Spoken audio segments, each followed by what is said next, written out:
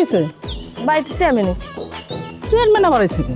সেটা তো কইতে পারি না, কিন্তু ওনার কথাবার্তা না আমার একদম পছন্দ হয় না। তোর তো দুনিয়ার কাউরেই পছন্দ হয়। মা ব্যাপারটা ওরকম না, কিন্তু ওই না কেমন কেমন করে জানি কথা কয়।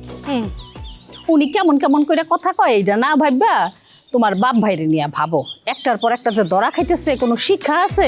হ্যাঁ, বিউটি স্বামী ছাড়া একটা মায়া মানুষ, স্বামীটা কই গেছে তার কোনো খোঁজ খবর নাই। আবার বলে একটা পুতুল পাইছে, এইটা সবাই বিশ্বাস করতেছে। মা আমার না মনে হয় কি বিউটি ভাবি মনে হয় সত্যি সত্যি সোনার পুতুল পাইছে। তাছাড়া দেখো প্রতিদিন 2 বেলা করে আমাকে বাড়িতে আসতো, এখন কেন আসে না? এই ওই বিউটি কি তগো বাড়িতে চাকরি দিছে যে প্রত্যেক দিনে তার আইতে হইব? আরে আম্মা না, আমাকে গনি নাকি নিজের চোখ দিয়ে পুতুলটা দেখছে।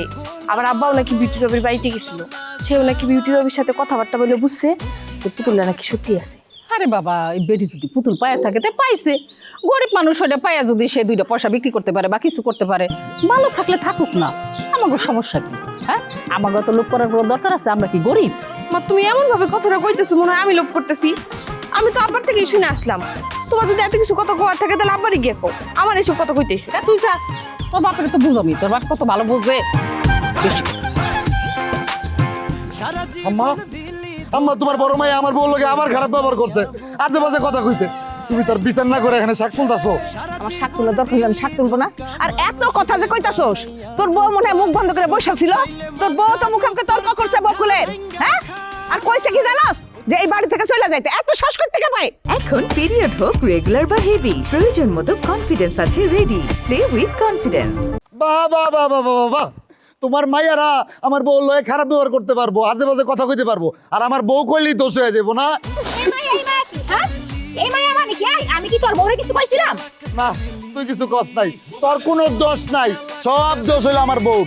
এক কাম কর, আমাকে বাড়ির ভিতরে বিচার বহায়া আমার বউর কাছ থেকে সবাই ক্ষমা চাওয়া। ওই যে ওই যে ওই যে ওই যে তোর বউ আসতেছে। এই বউ এদিকে আসো, আসো তুমি এদিকে। থাক আম্মা, হইছে। আপনারা তো আমার বিরুদ্ধে সবাই একজোট হইছেনি। হ্যাঁ, এখন গণক্ষমার আয়োজন কখন করবেন আমারে জানায়েন, আমি আইসা ক্ষমা চাই যামুনে। আরেকটা কাজ করো, তোমার এই বড় মাইয়ার আর মাইয়ার জামাই রে বাড়িতে রেখে দাও, আর আমগো দুইজনকে বাড়ি করে দাও, আমরা রাস্তায় রাস্তায় ঘুরি। রাস্তায় রাস্তায় ঘুরন লাগবো কেন? আমার বাপের তো অনেক টাকা, আমরা যদি তার কাছে গিয়ে দাঁড়াই সে আমগরে রাজধানীর মতো রাখবো। তা তো দেখতেছি কেমন করে যে রাখতেছে। কতদিনই তো হয়ে গেল গা বিয়ে হইছে, এখন পর্যন্ত তো আমার বাইরে একবার নিতেও আসলো না। এই তুই এত বেশি কথা কস কেলিয়া, নিতে আইলো না আইবো লয়ে যাইবো, আর আমার শ্বশুর যখন আইবো না তখন সবগুলোর নামে আমি বিচার দেবো। এই এই তুই কি কইলি? হ্যাঁ, তুই আমার পোলা হইয়া নিজের বাড়ির কথা শ্বশুরের বাড়িতে যা কবি? হ্যাঁ, তোর হুঁশ জ্ঞান কোনো কিছু আছে? মাথা মোটা কি খারাপ হয়ে গেছে নাকি? হ্যাঁ আম্মা, আমার আর আমার কলিলের কোনো বুদ্ধি শুদ্ধি নাই, সব বুদ্ধি শুদ্ধি জ্ঞান বিবেক আপনার 2 মাইয়ার। আপনারা তাগরে কোলে নিয়ে বয়া থাকেন, আমগর কপালে আপনি গো লাখি উষ্টা জুটুক। এই তুমি যাইবা নাকি আমি জামুগা? এখানে কোনো বিচার পাইবা না, আসো। আল্লাহ, তোমার কাছে বিচার দিলাম, যারা আমার বউ লয়ে খারাপ ব্যবহার করবো তাকে বিচার তুমি কইরো। আল্লাহ চলো। দেখছো আমার, দেখছো? হ্যাঁ, বিয়ার পরে তোমার পোলার অবস্থাটা কি হয়েছে? পুরোপুরি গাদা হয়ে গেছে তোমার পোলায়। বাদ দে তোর কথা, ওর যেরকম বুদ্ধি না ও সেরকমই বলছে। তবু আমি কি কমু কত, এই যে লতা মায়াটা তার বাপ মা ছেড়ে আমাকে বাড়িতে আইছে, একটু ভালো ব্যবহার করলে কি হয় কত?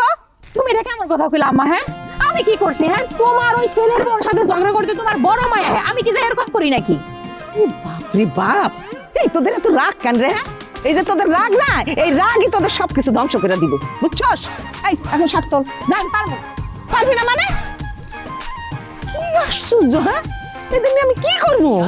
একটারে থামাই তো আরেকটা কয়, আরেকটা কয় তো আরেকটারে থামাই।